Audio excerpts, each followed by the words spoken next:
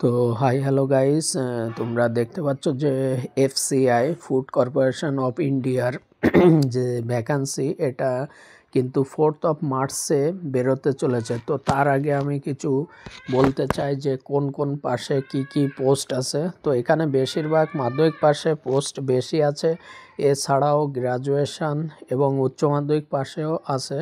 Category 1, 2, 3, grade 3 অবধি আছে। আগের বছর কত কাট অফ গেছিলো, আগের বছর নয় এর আগের যে ভ্যাকান্সিটা ছিল, দ্যাটস মিন বলতে চাইছি 23 বা 23 সালে যে তোমার লাস্ট কাট অফ গেছিলো সেটাও জানতে হবে, স্কিম সিলেবাস এবং কোনটা কীভাবে প্রিপারেশান নিতে হবে এবং কোয়েশ্চেন লেভেল কেমন হয় সব কিছু এই ভিডিওয় থাকছে।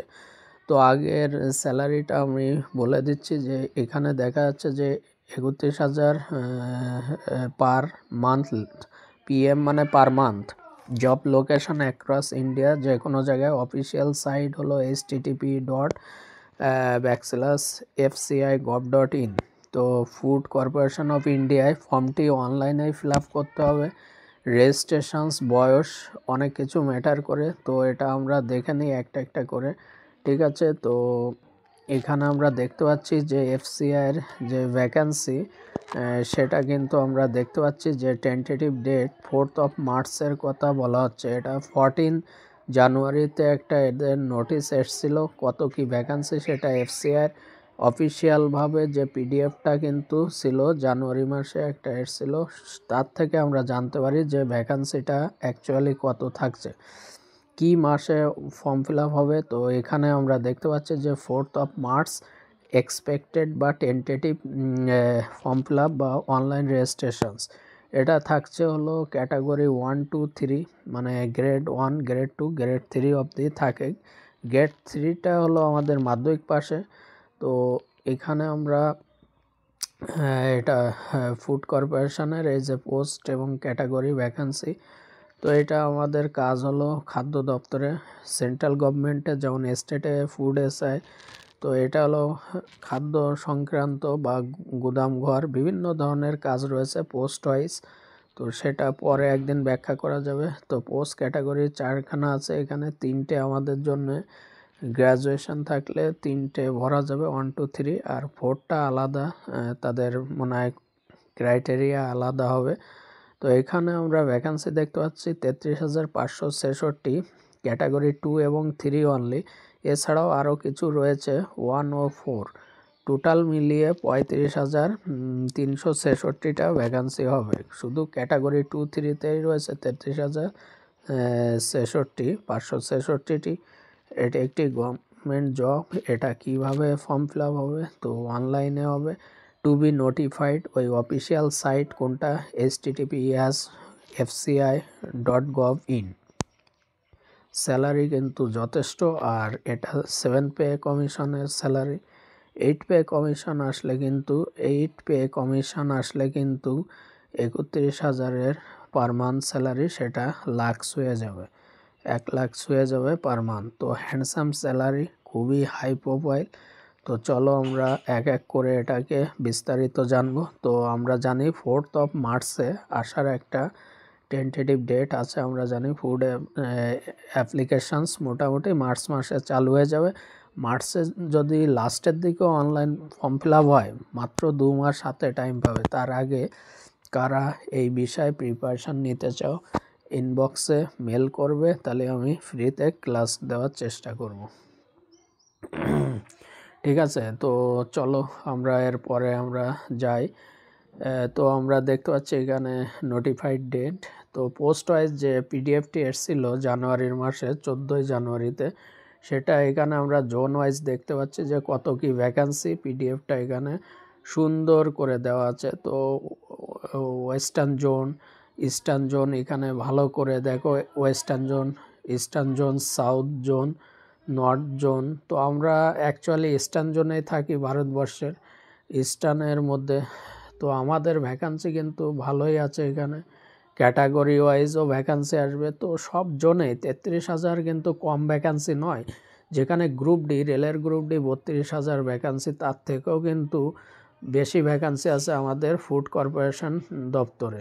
তো এখানে পোস্ট ওয়াইজও আছে, ক্যাটাগরি গ্রেড থ্রির ওটা গ্রেড 2 দেখিয়েছিলাম, গ্রেড 3। তো গ্রেড 2তে হলো বেশি ভ্যাকান্সি রয়েছে। তো চলো মাধ্যমিক পাশে আমি বলছি গ্রেড 3তে বেশি ভ্যাকান্সি, কারণ এটা মাধ্যমিক পাশের অনলি 27,000 রয়েছে গ্রেড 3তে ভ্যাকান্সি। গ্রেড 2তে রয়েছে 6,221, এটা উচ্চ মাধ্যমিক বা গ্র্যাজুয়েশন গ্রেড 2, গ্রেড 3টা মাধ্যমিক পাস। আর টোটাল রয়েছে 33,566। গ্রেড 4টা অন্য ক্রাইটেরিয়া রয়েছে, এতে ভ্যাকান্সি খুবই 8,000 অ্যাড করতে পারো। এফসিআই যে আমরা এখন স্কিম সিলেবাসে যাওয়ার আগে, কারণ অনেকের টাকা পয়সার ব্যাপার থাকে, তো আমরা একটু দেখে নিই কত কী টাকা লাগতে পারে।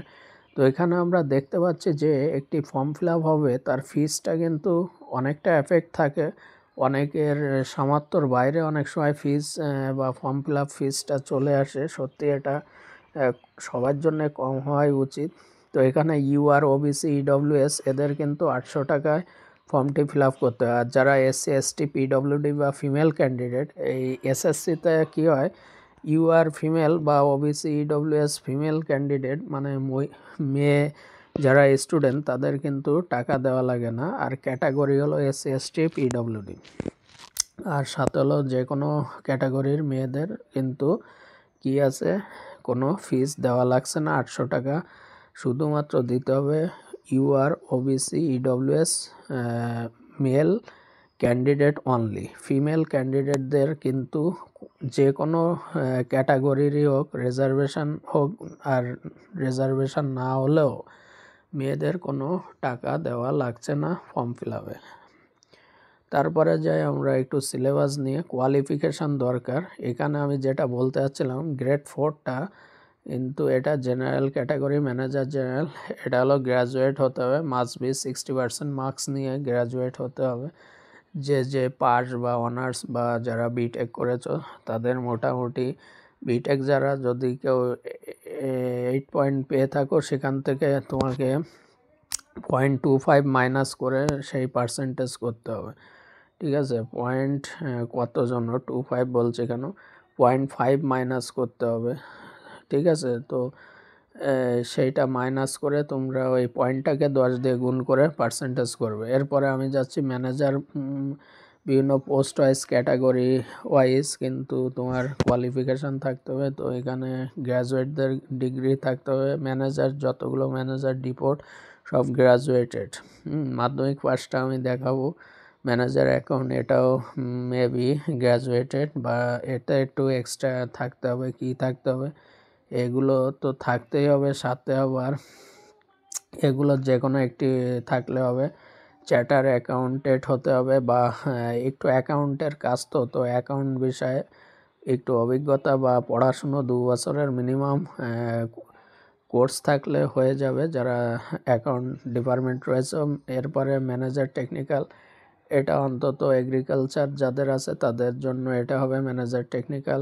এখানে যারা রয়েছে সিভিল ইঞ্জিনিয়ার, তাদের জন্য কিন্তু এটা পোস্টটা only civil engineer, degree in civil engineer. যে সমস্ত পোস্ট যে নামে আছে ইলেকট্রিক্যাল ইঞ্জিনিয়ার হিন্দি, হ্যাঁ। আর যেটা সব থেকে বেশি ভ্যাকান্সি আছে গ্রেড 3, সেটা যে কেউ ভর্তি পারবে, মাধ্যমিক পাস হোক বা উচ্চ মাধ্যমিক হোক, গ্র্যাজুয়েশন হোক, ন্যূনতম মাধ্যমিক পাশের। বয়স কিন্তু এখানে দেখা আছে 28 থেকে 28 বছর, 35 বছর। তো যারা ম্যানেজার পোস্টগুলো হিন্দি যেটা, সেটা 35 বছর, এমনি ম্যানেজার পোস্টগুলো 28 ইয়ার।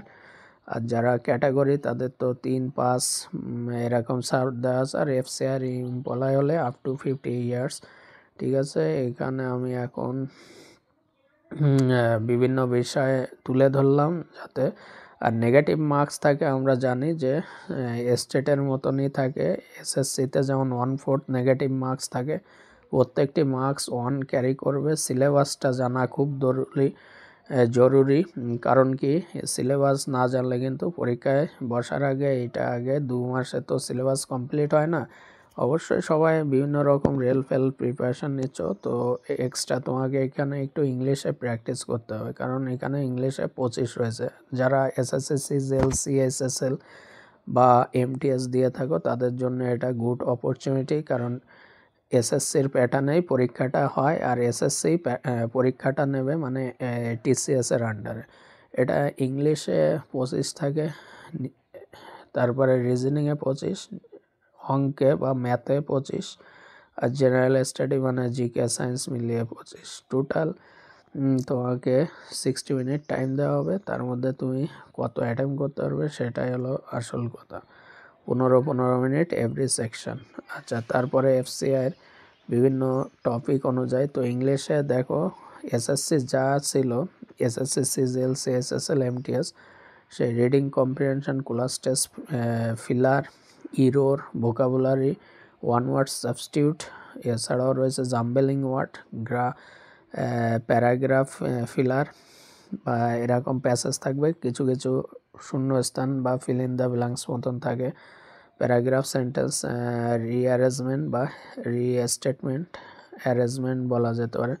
এছাড়াও রিজনিংয়ে কী থাকে, এসএসসি যা syllabus same SSC CSSL CGL MTS. তো এমটিএস হলো মাধ্যমিক পাশের, সিজিএল হলো গ্র্যাজুয়েশন, সেই সিলেবাসটা ফলো করলেই হবে।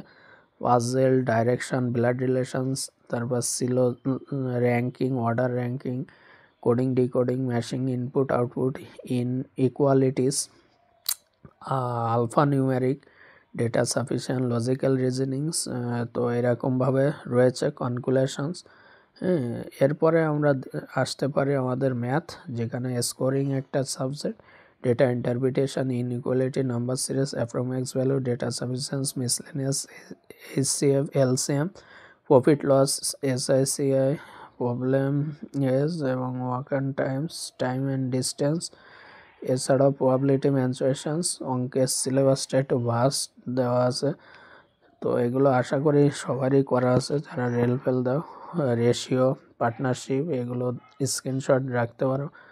কারেন্ট অ্যাফেয়ার রিলেটেড থাকবে, কারণ এখানে আরও 25। জেনারেল স্টাডির মধ্যে Indian geography, history, Indian world, এছাড়াও Indian polity, Indian constitution, Indian economics, environment issue আর কারেন্ট অ্যাফেয়ার। সায়েন্সটা এখানে খুব একটা দেখা যাচ্ছে না। এই ছিল ভিডিও। স্যালারিটা কিন্তু হ্যান্ডসাম স্যালারি, 40,000 থেকে 71,000 স্যালারি রয়েছে। খুব একটি কষ্টের কাজ নয়, যেহেতু ফুডের আন্ডারে কাজ করা, খুব ভালো। আর আগের বারের কাট আপ 2018 সালে মেবি পরীক্ষাটা হয়েছিল, তো 2018 সালের এর কিন্তু একটাই পরীক্ষা হয়, এই একটা ভালো দিক। কোনো ইন্টারভিউ নয়, একটা পরীক্ষার মাধ্যমে সিলেক্টেড করা হয়। তো এখানে দেখো জেনারেলদের কাট আপ গেছিলো 2018 সালে 75, এবং ওবিসিদের কাট আপ গেছিলো 72, এসসিদের কাট আপ গেছিলো 65, এসটিদের 62, এক্স সার্ভিসম্যান 72। তাহলে এখানে কিন্তু ভালোই কাট আপ যায়, মোটামুটি কাট আপ 80+ ধরে চলতে হবে 100-র মধ্যে।